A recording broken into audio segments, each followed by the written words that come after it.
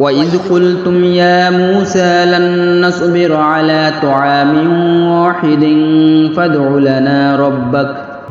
لنا ربك يخرج لنا مما تنبت الأرض من بقلها وكسائها وفومها وعدسها وبصلها قال أتستبدلون الذي هو أدنى بالذي هو خير اهبطوا مصرا فإن لكم ما سألتم وضربت عليهم الذلة والمسكنة وباءوا بغضب من الله ذلك بأنهم كانوا يكفرون بآيات الله ويقتلون النبيين بغير الحق ذلك بما عصوا وكانوا يعتدون।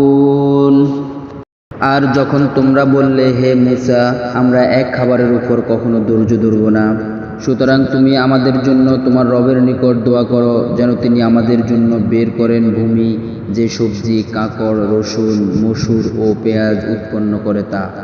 সে বলল, তোমরা কি যা উত্তম তার পরিবর্তে এমন জিনিস গ্রহণ করেছ যা নিম্নমানের।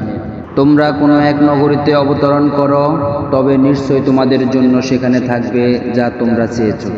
আর তাদের উপর আরোপ করা হয়েছে লাঞ্ছনা ও দারিদ্র, এবং তারা আল্লাহর ক্রোধের শিকার হলো।